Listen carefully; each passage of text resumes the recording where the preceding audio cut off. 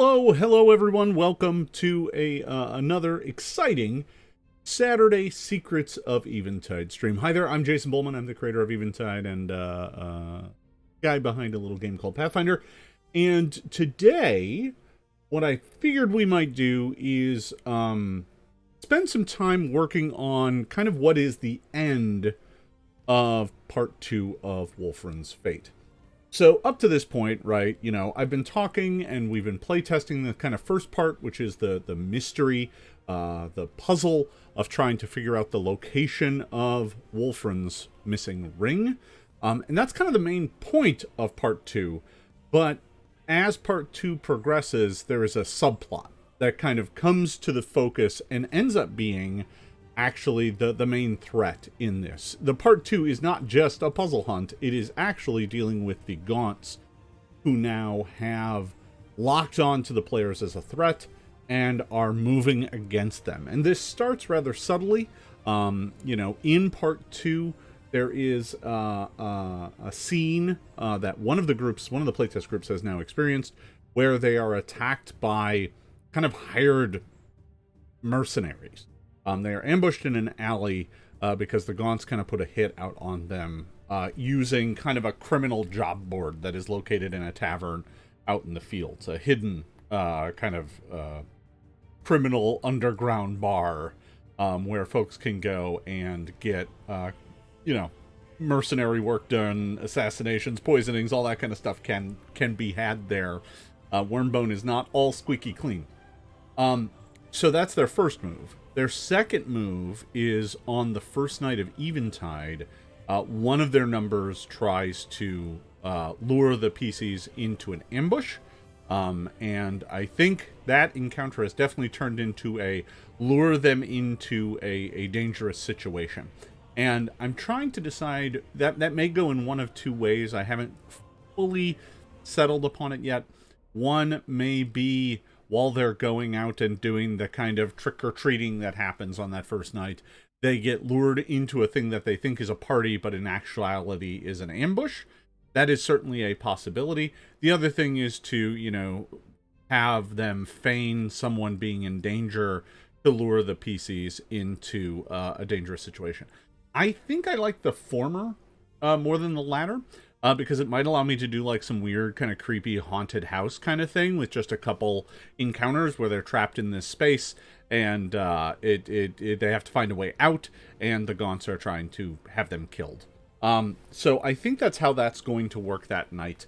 Kind of should be a nice kind of spooky encounter, and frankly, at the pace my players are going, we may not even get to playtesting it until close to Halloween. So because they are slow. And honestly, you know, only playing once every other week means that, you know, there isn't as much momentum as you would have in your own home game, right? Most of these adventures, the first part of Wolfren's Fate will take you, you know, if you're playing nice, meaty 4-hour sessions, will probably take you about three, maybe 4 sessions to complete.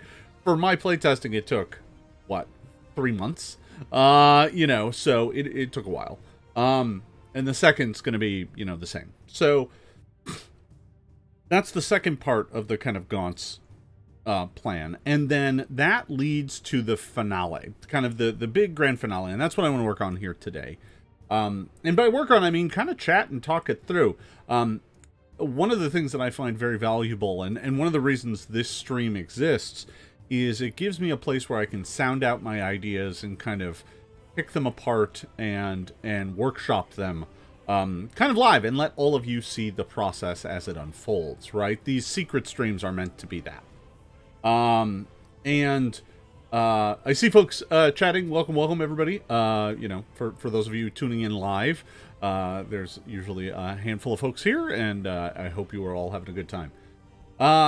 So the finale of part 2 of Wolfren's Fate is designed to be kind of a set piece, right? You know, and what I mean by that is we're leaving behind the kind of do whatever you want, do it at your own pace part of the adventure, and entering a kind of a set piece, right? A linear bunch of encounters that lead to the finale. And the key here is that I'm going to constrain their choices and make it so that they're pushed towards the end, and they have to do it kind of all in one night. So the second night of the Eventide festival is supposed to be the Day of Remembrance, and the players get roped into being part of the kind of Remembrance Parade.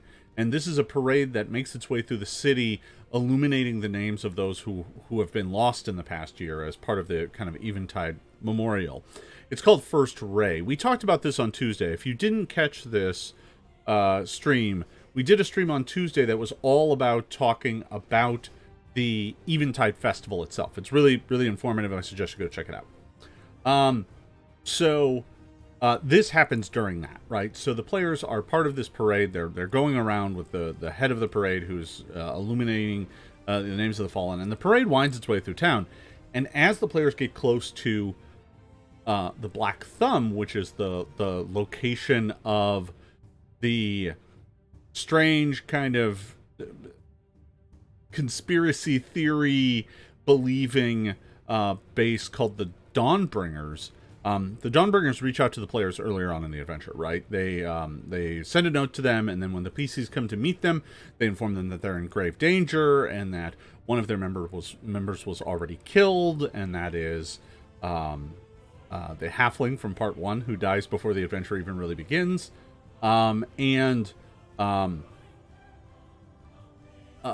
Just warns them, right? Informs them that they are in trouble, but the Dawnbringers are there to help, and that maybe together they might find the truth. So during the parade, when the parade gets close to where the Black Thumb is, they see smoke. And in fact, the Black Thumb has been attacked and is on fire. And that's the key that sets everything off, because Alipar Clifton, the leader of the Dawnbringers, has been taken, the Black Thumb has been attacked, and the Gaunts are behind it, right? They're moving far more boldly now that people in this community are getting closer and closer to learning what Wolfren knew. Before, they were more content to move in secret and subtly block paths and make it hard for any investigation to continue. Now, with the PCs actively exploring it and actively trying to look further and deeper into this, they are moving out into the open. So that has to do with the previous night when they attacked the PCs, on the streets or in the ambush, and then leads into this where they go and seek out Alipar Clifton. So, I think it starts with the Black Thumb being on fire. Not destroyed. I don't think I'm gonna have the building burned down, but they knock over a lamp and it causes a fire. So it's not about, the whole place burning down. It is going to be something that they get under control. But the players quickly realize that Alipar's missing. There's spilled ink everywhere, and there's a trail of ink. And this leads into the search to find Alipar Clifton. So I think I puzzled over this for a while of how to get the players to follow the trail. And there's one option where the Gaunts leave them a puzzle or a clue to lure them into the sewers. But I actually think it's better if I give the players agency and give them a trail to follow. And the Black Thumb is a print shop. So during the attack, they got splashed and spattered with ink. And maybe Alipar even threw an ink pot at them. And now they're trailing ink. So the trail leads out the back and into the sewers beneath Wyrmbone. And this leads us into the kind of finale set piece, because now they're leaving behind that, and they have to follow this trail, and they have to make their way to find Alipar before it's too late.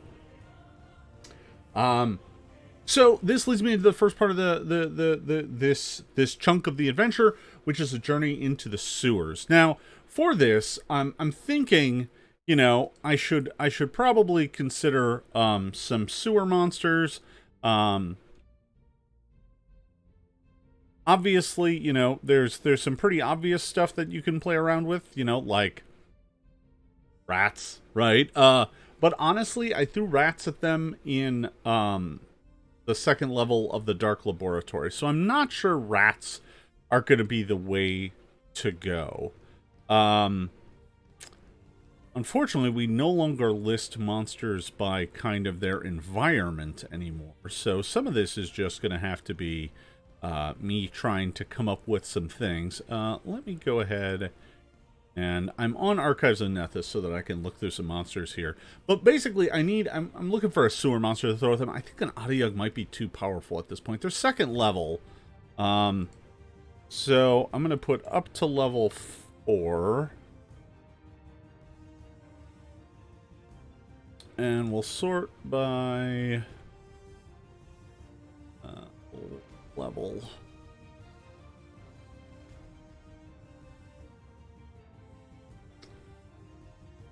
Centipedes might work. Rats might work. I don't want it to be like, oh, they run into, you know, some other sentient creature like scum or something like that. I think that might be too much. I do want them to just fight kind of animals. You know, some sort of bug, or maybe beetles might work. Just looking. Some Bloodseekers aren't necessarily the worst. They're a little low level for the party at this point. Definitely don't want boggards. A lion. They run into a lion. It's a sewer lion. That's a thing, right? Sewer lion? Centipedes, maybe. I mean, a centipede swarm would certainly be scary. It's level 3. So we're getting close to an appropriate challenge, right? So, you know, looking at this from the lens of, you know, what would make a good fight. Level +2. So if I get a level 4 monster, that might work. So I mean, you know, is Adiug level 4 anymore, or is that them higher level now?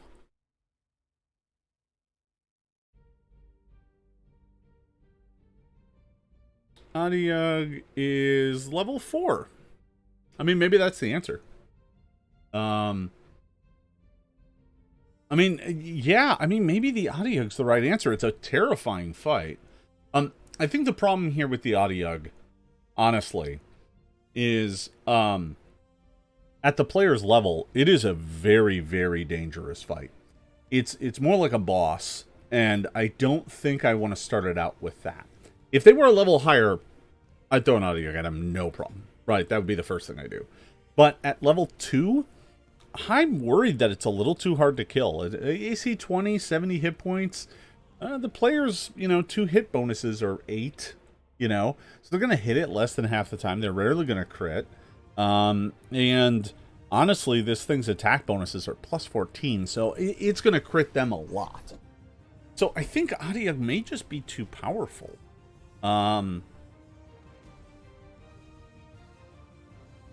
Yeah.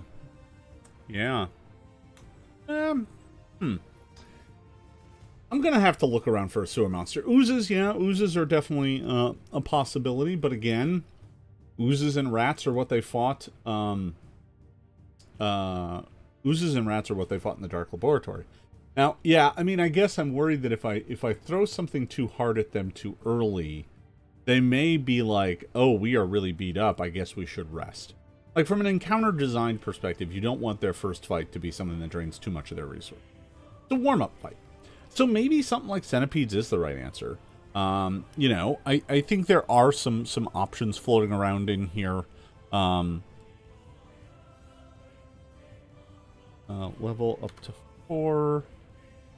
All filters. No.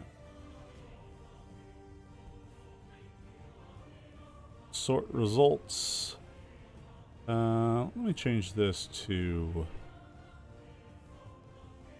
level name. There we go. All right. So let me see here. I'm going to bring this over so that I can look at it directly.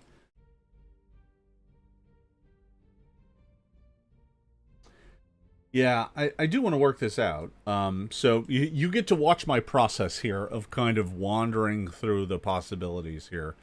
So just going my way through it, I'm in -1 creatures here. I mean, yeah, clockworks, a dinosaur. Yeah, no. Crawling hands, undead might not be the worst thing. But to kind of be like, yes, there are undead in the city, that underneath the city is a little bit dangerous, I think. Yeah, Shrieker, Centipedes, Kobolds. I'm kind of trying to avoid having them be, you know, like other sentient creatures, because the PCs may not react the right way. Okay. Oh, okay. This thing needs to load now. Okay. A tax collector. There we go. What's down there? A tax collector.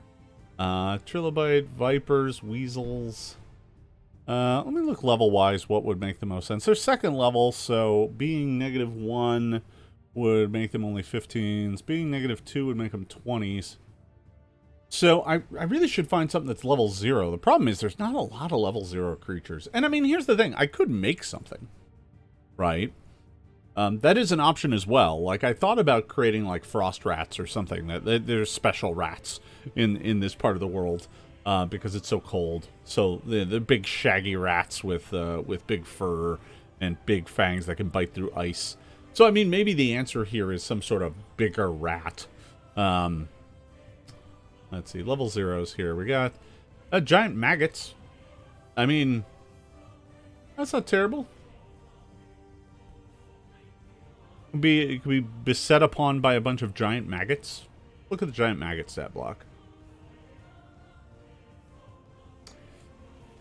Let's see. Bestiary 2, giant maggots. If it takes damage, it can regurgitate its rancid foul meal. All creatures in a 5-foot emanation must succeed at a DC 16 fortitude save or become sickened.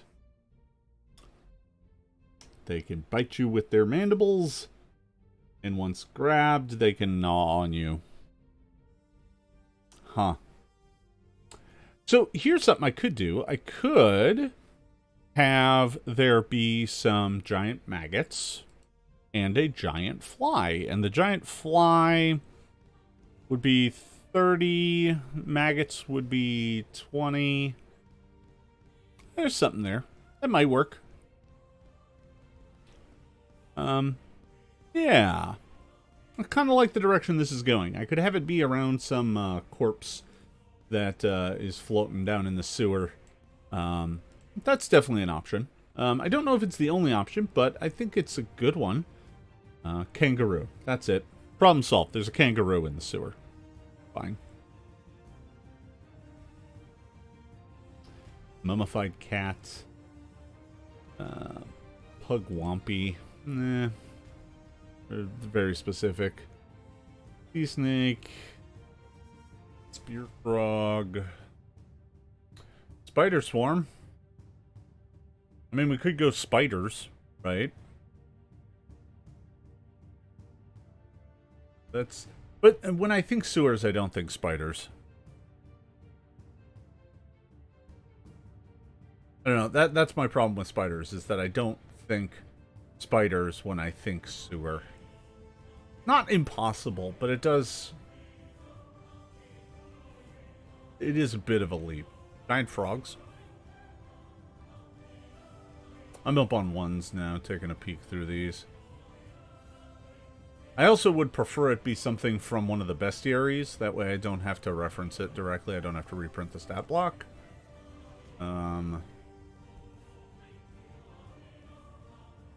Reef claw, sewer ooze. Yeah. Yeah. Hunting spider's a 1. Yeah, so I honestly, I think I might go maggots. It's a different kind of thing, and it's a sewer. Giant maggots in the sewer makes sense. Leeches? That's not bad. Let me take a look at leeches.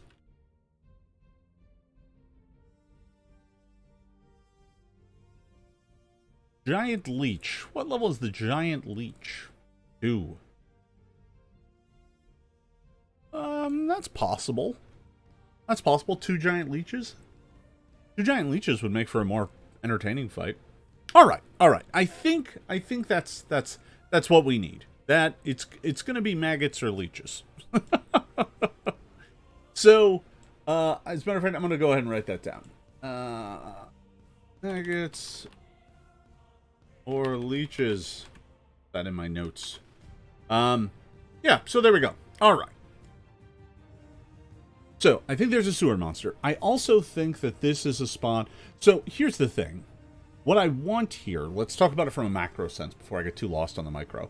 What I want is something that feels like a nice, meaty adventure, but doesn't have so many combats that the players expend all their resources and feel like they need to rest at any point. So, to that end, like, I don't want the sewers to have 4 combats, right? Before they get to the lair. Because the first part is the sewers, the second part is the lair. So, it's possible, you know, if I like the leech combat and the maggot combat, that they're both down here.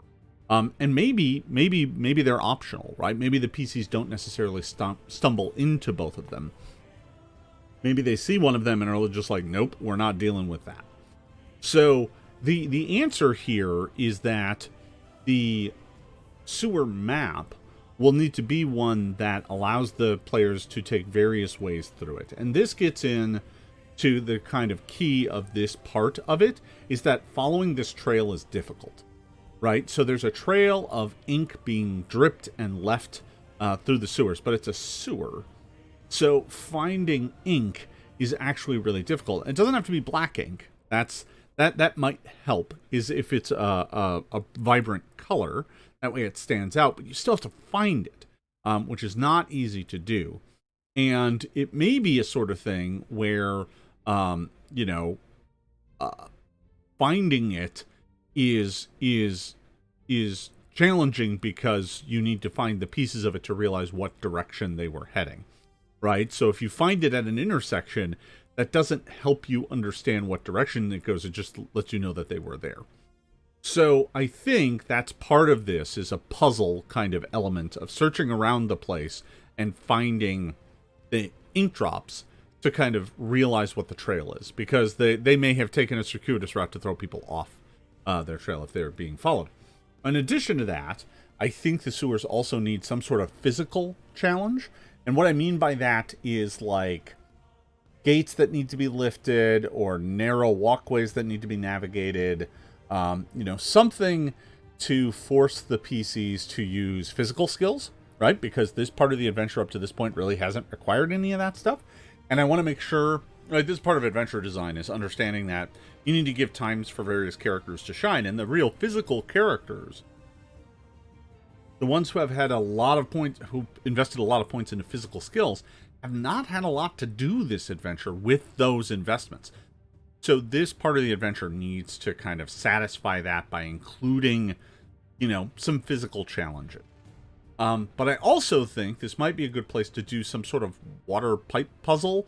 That maybe, you know, there is some pipe flow, and the PCs have to figure out how to redirect the sewer water through some various pipes through using various turn things to get one chamber to drain because the trail leads through it.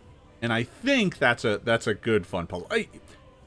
If you haven't figured it out yet, folks, I enjoy puzzles. I like them just because they're a fun tactile thing to include in a game. And including a kind of water pipe puzzle that is like, oh, you have to direct the water flow in a certain way to allow this room to drain, allows, you know, the players to kind of sit down and think out a thing and figure out how to make it go.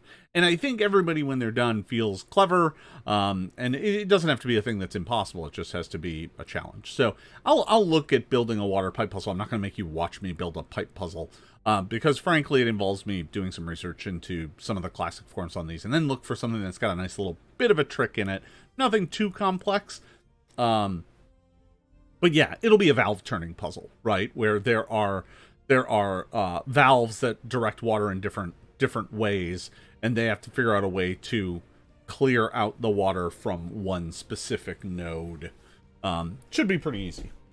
Yeah, and then of course the Gaunts. Remember, I have to, whatever trail they are taking, The Gaunts need to be able to take that trail in front of them and take Alipar Clifton with them. So, well remembered that the Gaunts are going to have a shadow kind of jumping ability, but that doesn't work if they have to take someone with them. Unless that ability allows them to take others with them. I haven't entirely so there's some wiggle room there. I could always change it. But the other way is just that it was open, and as they were walking through it, they turned the wheels to get it to flood. But it doesn't flood instantaneously. They had time to make it through the chamber before, it flooded with sewer water.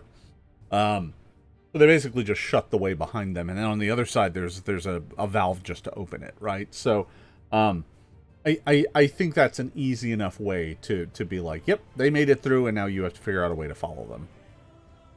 So I think that's probably going to be enough for the sewer part. Yeah, I mean, I think it's easy enough to be like, there is a dark room filled with sewer water, and you cannot go in it. Like, you can also just make it so that the door to it is like a steel door that leads into a cistern, and they have to figure out how to drain the cistern. Because if they don't, the door won't open. The door opens in, right? So it's impossible to open the door while it's full. And they have to figure out how to drain it. So there's that. I think it'll be pretty easy. I just need to design a pipe puzzle. Those are not that hard. So eventually this trail leads deeper and deeper into the sewers, and I think it even goes down, right? There may be an element of this where the various components of this lead them to different levels, right? So they make their way deeper and deeper into the sewer system, right? And this actually fits with the cistern thing, right? If they need to go down, there's a door at the bottom of the cistern, and they're at the top of the cistern, and they need to get down, but it's filled with sewer water, and they can't go down and open up the door while the cistern is full. So they get deeper and deeper, and they're getting further and further underneath the streets of Wyrmbone. I think I might even show them the passageway that leads back into Wolfren's tower so that they know where it is. And then, as a matter of fact, I'm going to mention that. I'm going to write that down. I just thought of that. See, this is why I do these. Literally, as I was talking through it, I was like, oh yeah, I should connect it back to that.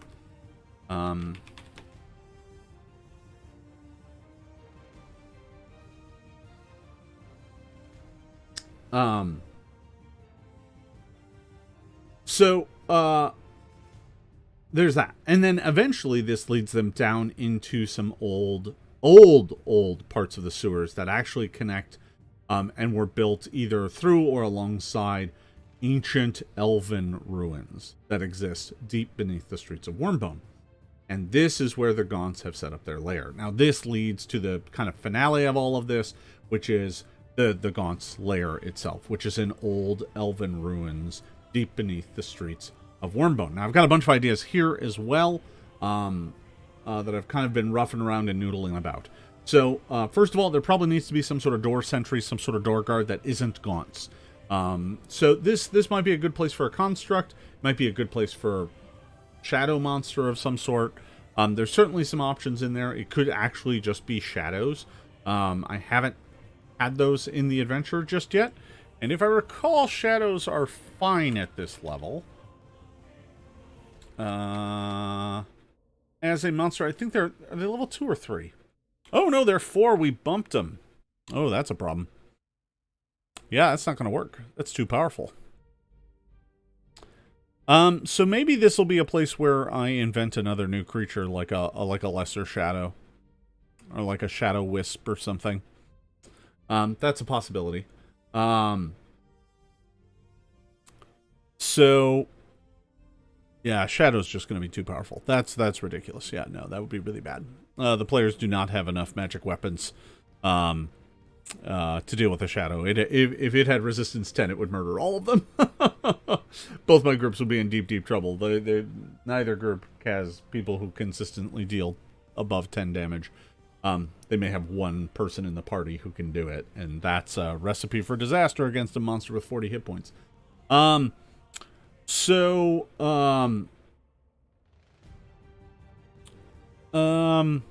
So I do also have the Shadow Hunter.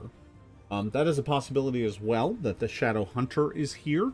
In fact, I think...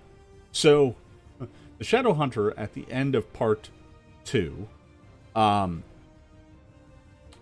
the end of part 1 of Wolfren's Fate, works with these Gaunts, right? So it was placed in that rune by the Gaunts, was summoned by the Gaunts, and when it flees after being injured at the end of part 1, it comes here, right? It goes and finds its Gaunt masters and reports back to them.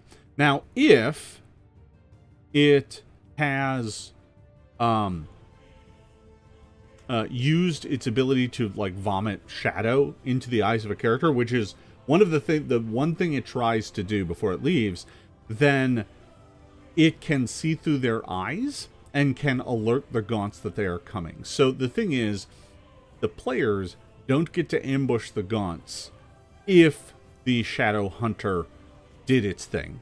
But if it didn't, then the PCs may have a chance to surprise them. And I'm going to have to write that into this thing. So it's possible that the Hunter is here. Or I can write some other kind of shadowy creature. I could also go with a construct, right? If I go in here and I go by trait, and let's go to construct, and we'll sort by name and level. Animated broom, clockwork spy, floating femur. I don't understand how that is a construct. That's odd. Clockwork hunter, homunculus, fickle hand construct, animated silverware swarm, clockwork handler. I don't want clockwork. I don't think clockwork is their style. To be honest, constructs probably aren't their style either. I think I probably need some sort of shadowy creature. Yeah, I might make some sort of lesser shadow creature. I think that might be the way to go here. Is either to include the Shadow Hunter here, or to include or to create some sort of new light shadow creature. So I think that's probably the way I'm going to go. I'm going to go with minor shadow creature. So yeah, the thing about the Hunter is the Hunter wrecked the party the first time they faced it. It is a dangerous, dangerous threat, right? It's a level 3 creature. They're not level 2. So there's part of me that wants to have them not face it quite yet, but instead have them face it at the very end of the adventure, when the party is high enough level so that it's kind of something they can beat up, right? I feel like if I throw it back at them this time, they'll be able to beat it this time, but it'll be a much harder fight, because it's still a level higher than them. If I recall correctly, right? It's level 3, right? I swear I made that thing level 3. Let me double check. And my computer. All right. Well, we'll figure it out. Okay. So, regardless, oh,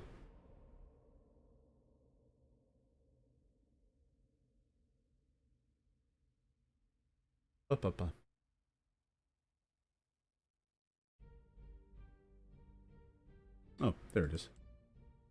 Yeah, it's a level 3 creature. So, the Shadow Hunter is maybe something I should save until the party's 3rd level. That way it's a much more even on fight. Because I think right now it would still mess them up pretty bad.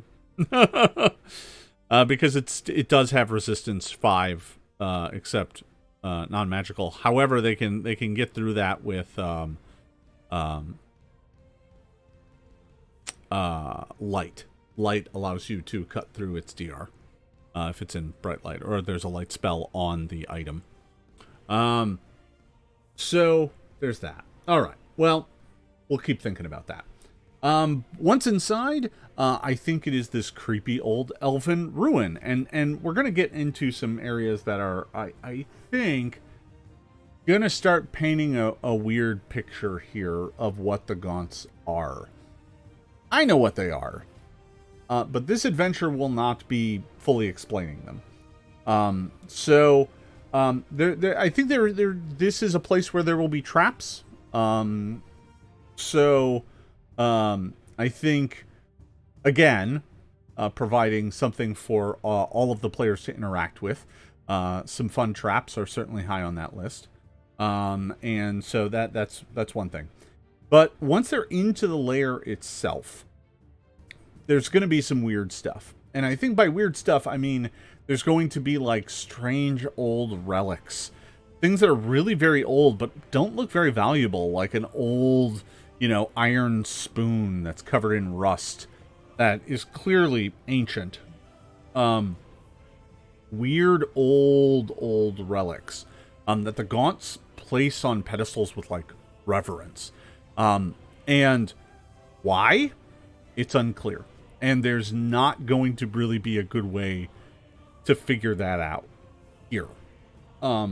So the Gaunts have kind of a strange lair where they have these kind of odd, worthless things placed on pedestals. And they seem very fascinated by very old things. Now, also somewhere in this lair, obviously, they're going to find Alipar. And I think he's being... My current thought is that the Gaunts are taking him, and they don't want to just kill him. If they were just going to kill him, they would have killed him up in the Black Thumb. They brought him down here for some more nefarious purpose.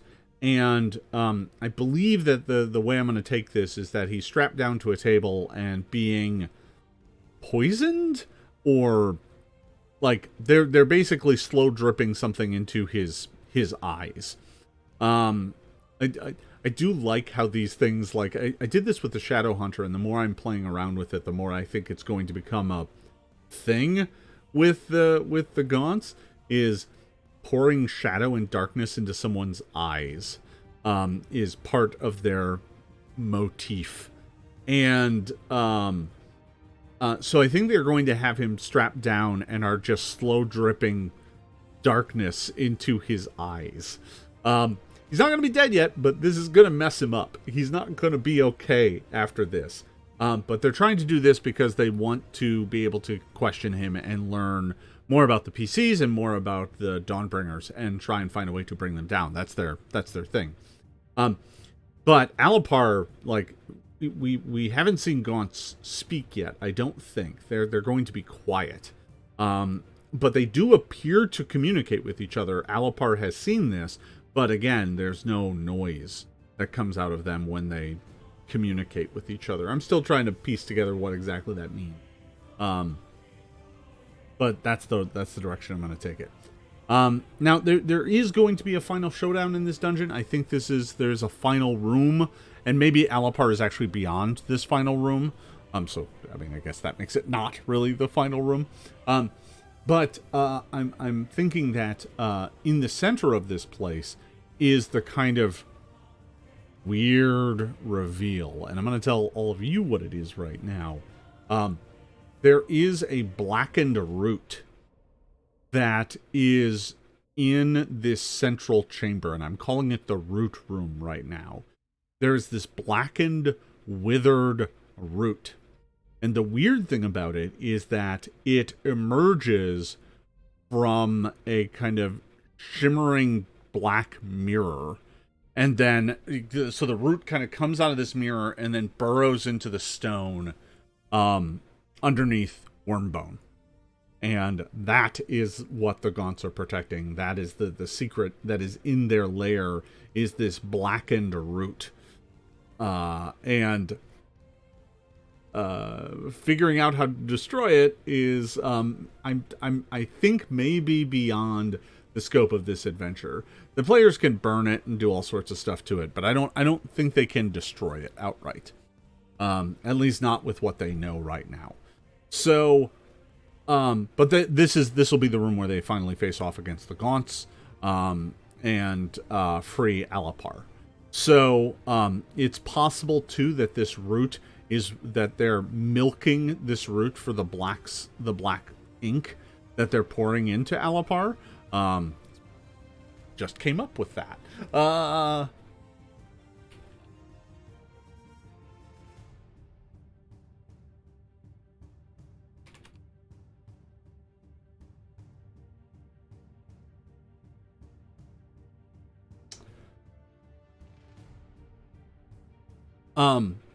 So this ancient place, and I think it will be clear that this is not, that this portal thing is not, this black mirror is not ancient. There's an element of this that it's clear that the Gaunts have been up to something. So yeah, I do have, just so you know, I'm not just making this stuff up to be creepy. I actually do have a plan for what all of this is about. But it's not something that's really revealed in this adventure. So I'm not, even though this is the place to talk about secrets, it's not something I'm quite ready to reveal yet, because I want to give myself the flexibility to kind of mutate it and make it what I want it to be. So yeah, this black root is burrowing through this mirror into this plane of existence and into the understructure and the underbelly of Wyrmbone, and that is the kind of big reveal at the end here, is that something is not right, and whatever is going on is far bigger than it appears. Right? And frankly, most of the people up above going about their daily lives have no idea the danger that they are actually. Hold on, folks.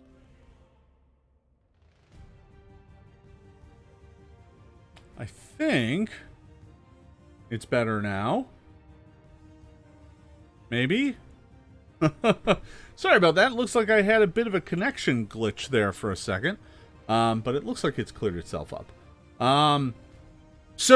Yeah, that's it. That's the story. That's the structure of the end of part 2 of Wolfren's Fate. This, of course, leads into part 3, which is a journey out through the Gemwood, out to the far distant community to meet up with the relatives, the distant relations of Wolfren, who quite possibly are the ones who have his ring.